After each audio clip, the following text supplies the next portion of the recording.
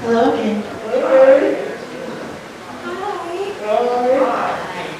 So we're really just going to have a conversation. The whole idea of these Geva Insights is to contextualize and add some local connectivity to the themes of the plays that we are producing this season. And so when I came on board as producer of Engagement Programs, and I thought of having these Geva Insight conversations on top of the other engagement programs we have, and I read the play, How to Catch Creation, even before I saw it, I thought of Annette Daniels Taylor. We met a few years ago. She was part of a Frederick Douglass exhibition at Roco. And if you want to talk a little bit more about what that was, and she had all these, what were they? I had a film and I had a sound walk around different areas of Buffalo that Frederick Douglass either had lived, where he worked, and places where he and his children would have been and his wife would have traveled to. So I just designed some sounds that I thought went along with his story and his wife's story and his children. So that was fascinating to me, so I looked her up. And I had a radio show at WAYO at the time, and I was like, this is just the tip of the iceberg. And then I read the play, and not only, as we communicated a little bit, not only did I, when I read the play, and I saw the different ways that creativity manifested, she's got 4 kids. 4 kids. And so, let's talk a little bit about how you in your career have caught creation. And the other piece I want to say is this was maybe 4 or 5 years ago. When we met, you also were in film school. I was So all the stuff that she'd done, from being a wardrobe supervisor for Def Comedy Jam. Yeah, that was supposed to be a stepping stone career. So let's talk about you catching creation. I mean, I want to hear from you how you've seen the play, or at least part of it, twice. I saw the play, and then I saw the last half just now again, which made me weep. When I saw it on Saturday with all of my kids, who are adults now, they were so excited by the production and the story that was being, or the stories that were being told. Hearing queer stories and going all the way back to the 60s and then to the 2000s and then a short moment in the 80s. They loved the transitions. They loved the idea that we were talking about having children in different ways.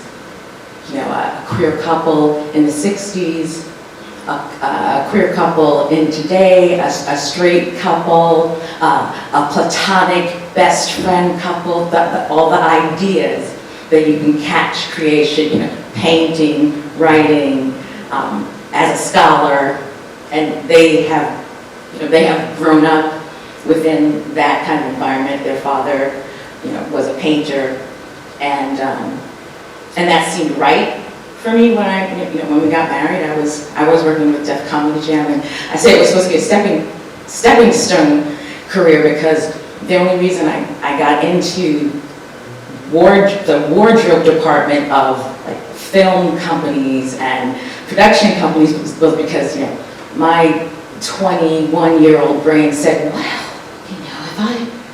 if I'm working for the production company, I will know when all the films and TV shows are casting. So I can get ahead of the game, I can audition, and if I don't get the part, I can work on some crew member. I can be in the casting department.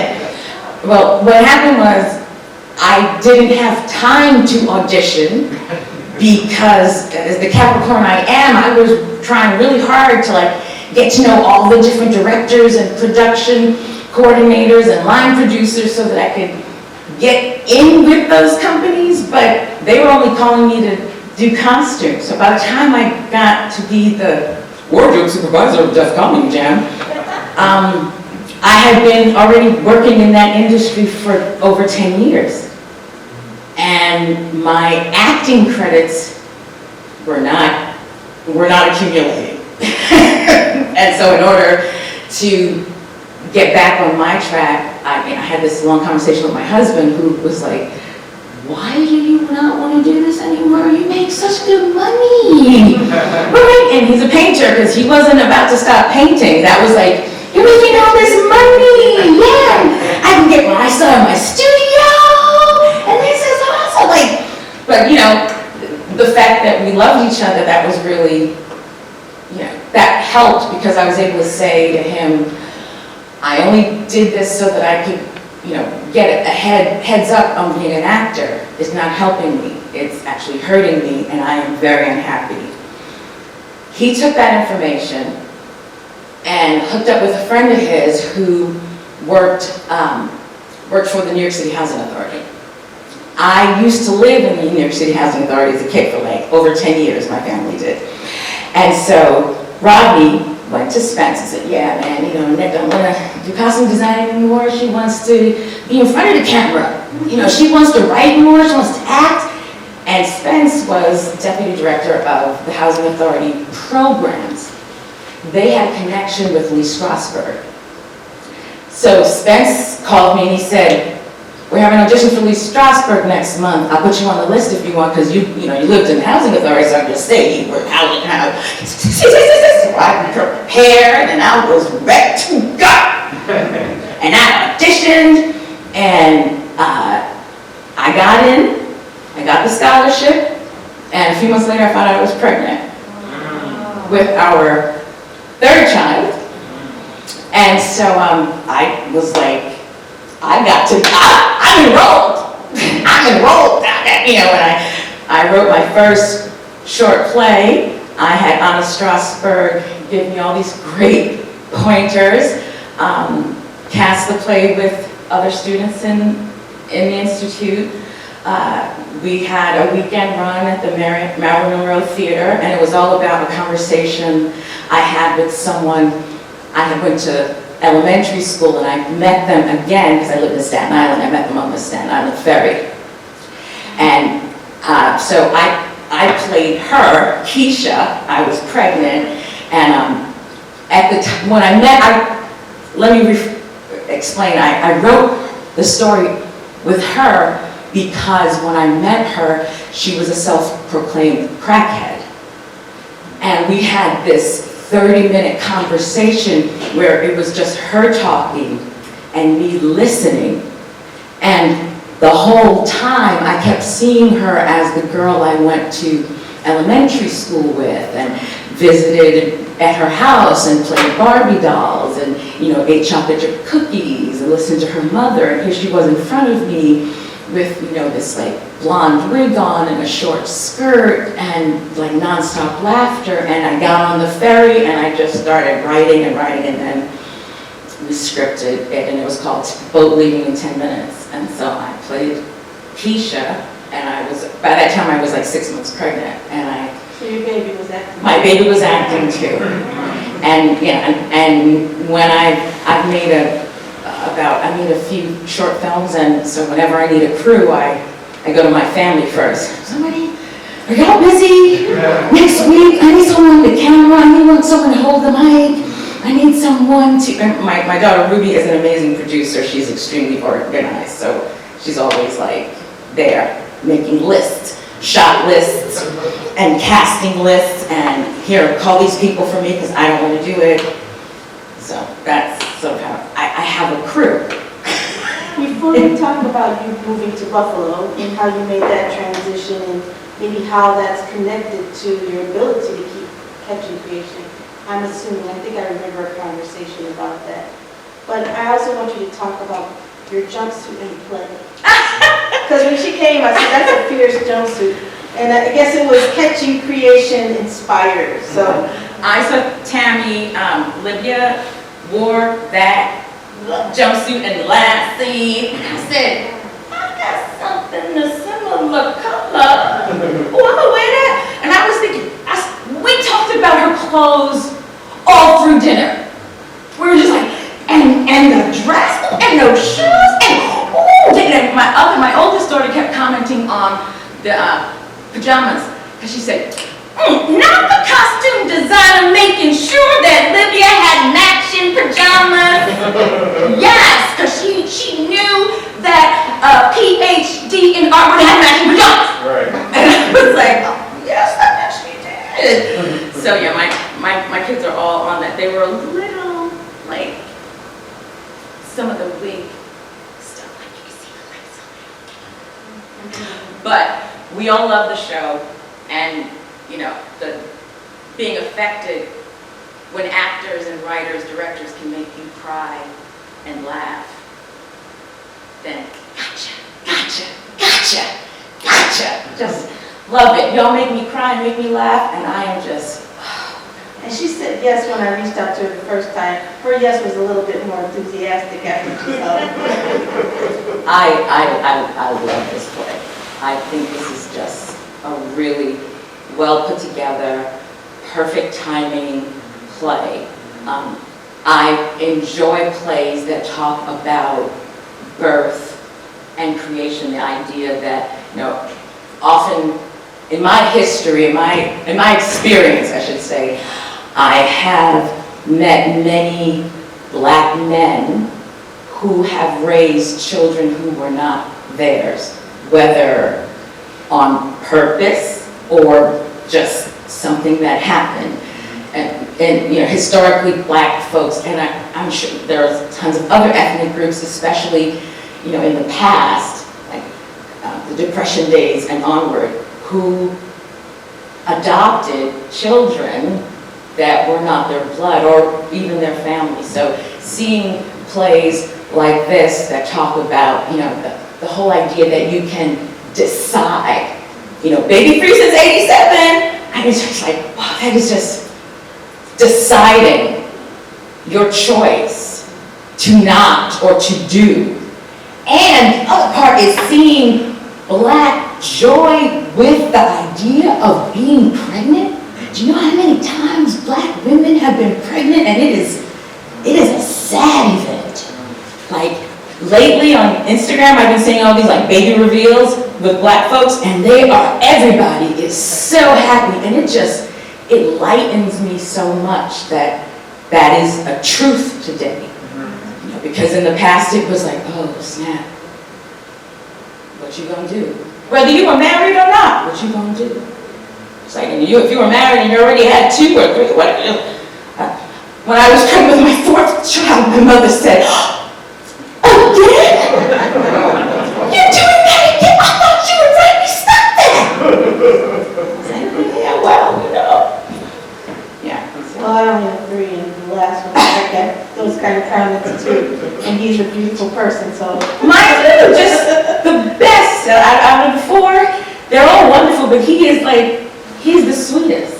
So like, just like, Ralphie. So I want to talk about one of the things that really struck me with this play was the whole idea that creators are going to create.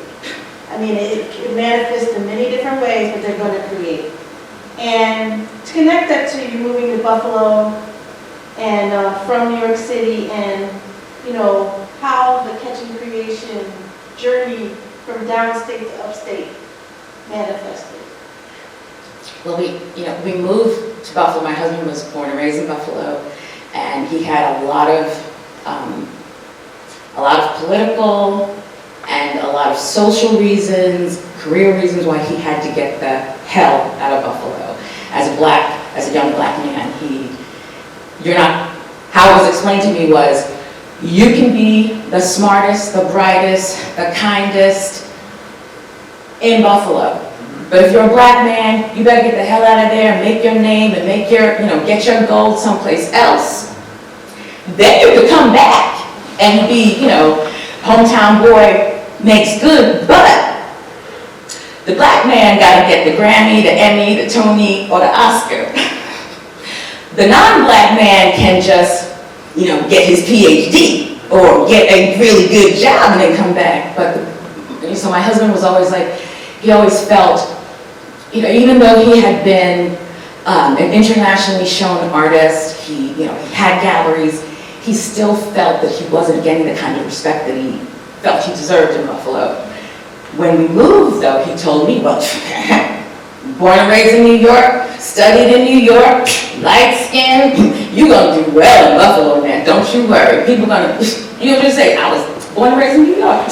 And, he was right. I was able to, I got booked in jobs the second week we were in Buffalo. I got my first voiceover the third week we were there, and I kept getting voiceovers. People would call me, and it was pretty wild. And that was cool until I decided I wanted to write. When I wanted to write, that kept me up all night, and it's 2 o'clock in the morning when you come in bed. It is already. So, and it's quiet. There's no, people aren't calling you to go out and have drinks or come over. There's a snowstorm, you're snowed in, it's a whiteout.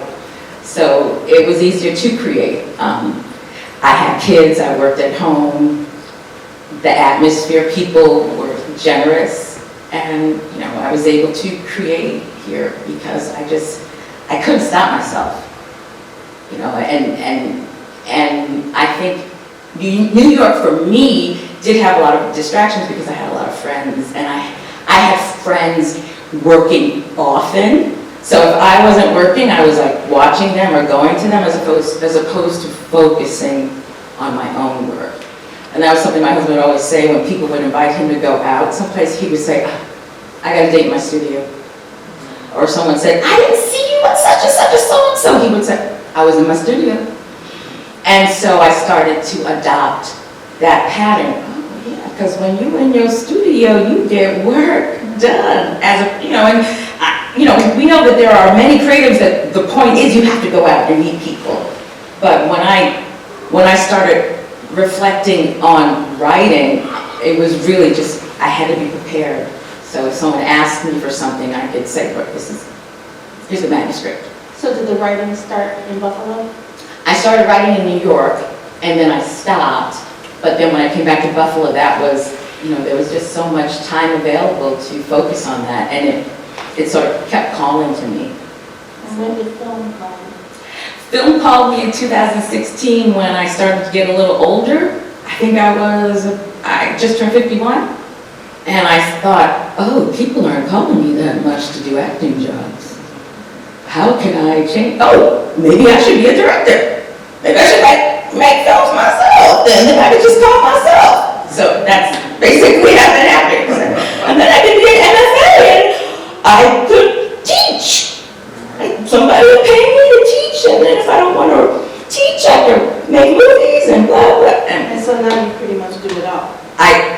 I do a lot. I'm not going to say I do it all. I don't make wigs. I don't know how to crochet. Your poetry, your writing. Yep. I try to do all of that stuff because it's really, writing informs the acting. Acting informs the writing.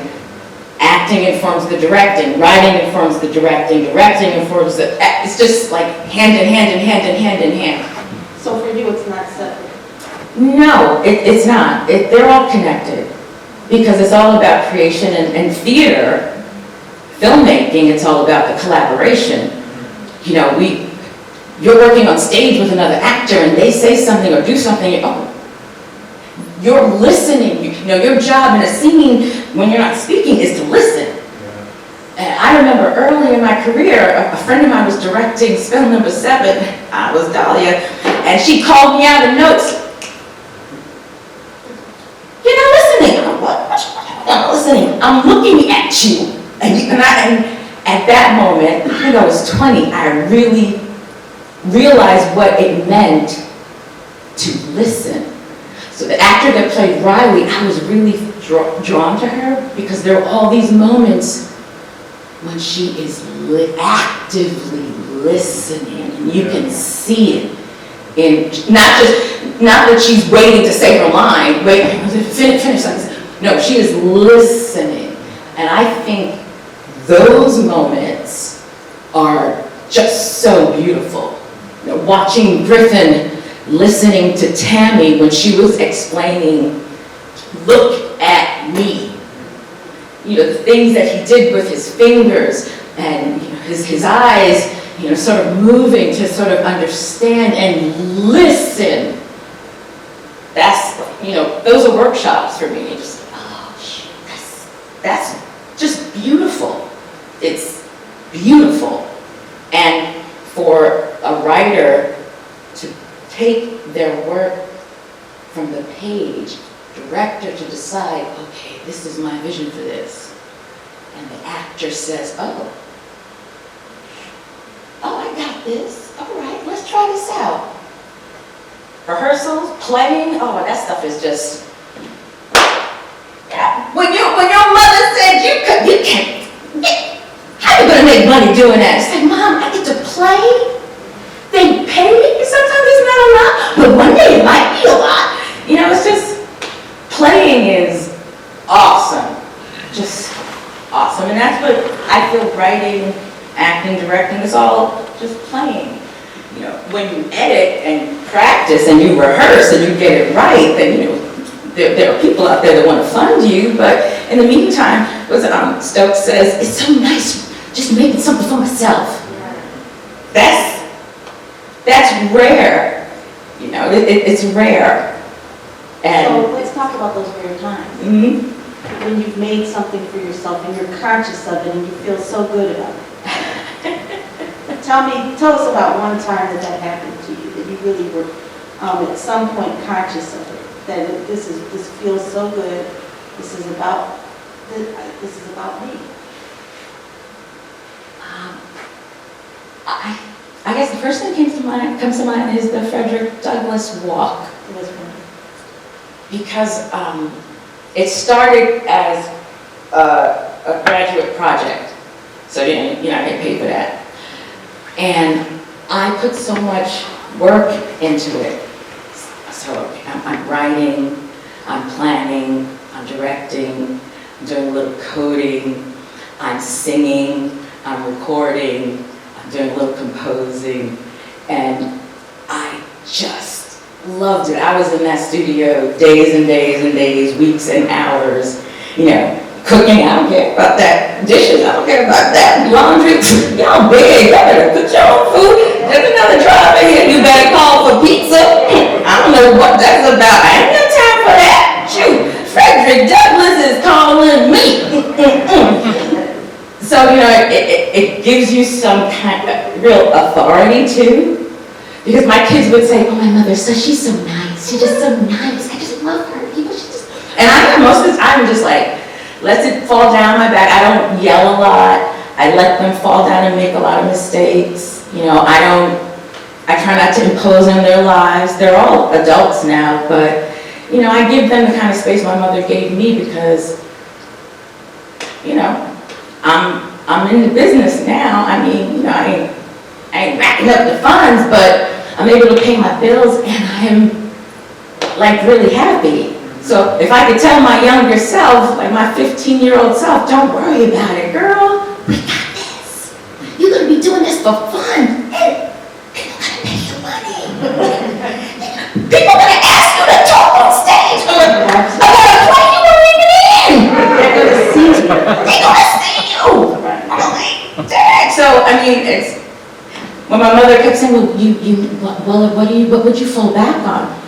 I had a high school theater teacher who always told us, if you have something to fall back on, you will fall back on it. And I told my mother that. Well, no, she wasn't. Is he white?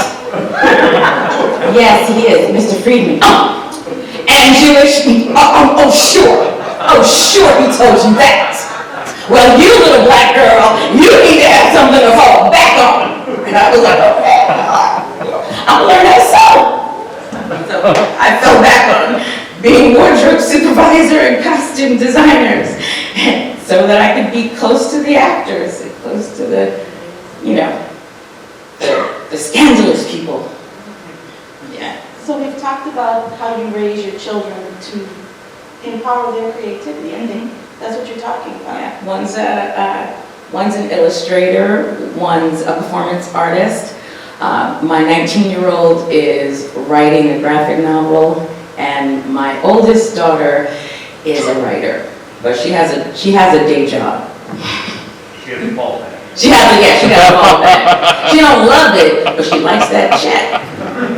Let's talk a little bit about you as professor and teacher. You know, and you've done workshops. I know you did a lot of work with your blackout poetry with youth and everything. Talk about that too, because it's not, as you said, it's not just about your kids.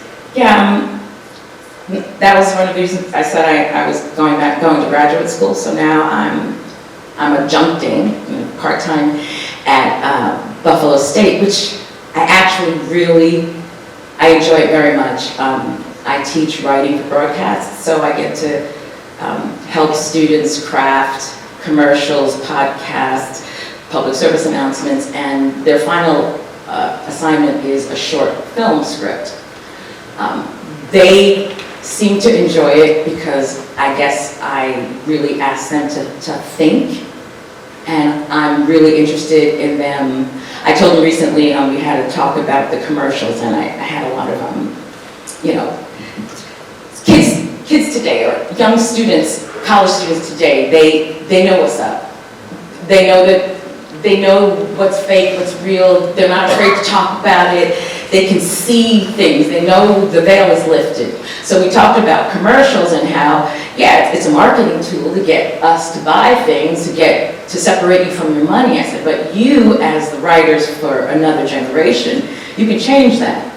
You can tell people about products and brands that are actually helping, that actually do good. Or, the whole point of a commercial is to help someone solve a puzzle, I said. So we can write commercials differently now in the 21st century. You don't have to rely on the old methods. And I want them to approach all of their work like that. Right now I'm getting them ready to create personal essays, which they will present to the class. And I showed them a 7-minute version of Anderson Cooper's tribute to his mother, Gloria Vanderbilt. And one of my students who asked me, I said, so what are your thoughts? What do you think about that? I don't know, miss, but I was thinking, that was really personal. You know what I'm saying? When he showed his mother in the hospital, with the tubes and stuff, that was so personal. And I said, and how did it make you feel? I don't know, like I was watching something maybe I wasn't supposed to watch. I said, so you felt vulnerable? Yeah. Good! That's the point! You're supposed to feel vulnerable. I said, then Anderson Cooper did his job. I said, same thing. I said, if they make you laugh, they make you cry, they make you feel uncomfortable, they did their job. And now you can go out and have a conversation about that, or you can try to figure out why you felt uncomfortable watching that. What was it in you that was affected by hearing and watching that? Now you use that when you create your own personal essay. And that's how I try to go on. People need a little bit of entertainment in college, don't they? Yeah. So we're going to wrap them right after this last conversation, because one of the things we want to do with these Geva Insights is to keep them rather short. Yeah, because it's powerful. And you talked about Buffalo State, and I looked at the videos of your last project at the Birchfield Penny. How was it like to do that, and especially during COVID? To do something so powerful was a collaborative project. But tell us about it, and tell us how it was, the whole process of working in COVID and something like that. Well, lucky for me, I actually created the films that were in that exhibition before before we were quarantined. However, the vetting process to be a part of the exhibition was all during the quarantine, so there were a lot of Zoom meetings back and forth with the curators, sending them the films and then talking to them about what the films meant and why I made them, making other kinds of visits a little far away from each other, and the exhibition date kept getting pushed back because of COVID. And so we were just waiting, and it wasn't, it wasn't that glorious opening night that you usually get as an artist in a museum, because I was just like, that's my first museum show. It was, it was like, yeah, it's a museum show, whatever, we're having an opening, people can come, and you had to reserve a time, but it was still wonderful. It just wasn't as, it wasn't as fanfare as something else, and by that time, my husband had passed, so it was happy, but it was really sort of bittersweet for all of us. He actually passed away 3 weeks before his first American museum show. So it was really, and the show opened on my birthday. So it was sort of, the opening was a tribute to his life, and it was, it was, like I said, it was bittersweet, but, he got me here, and he's the one that kept saying, you need to paint, and I never wanted to paint, so using the camera was my way of painting. And he was always my encouragement. When I started to work in fine art films, he was like, watching this play, I think listening to Gina and listening to Riley, they sort of sounded a lot like my husband when I found out I was pregnant. Like, who told you that? And again, so we have 4 kids, but the first one was really like, now?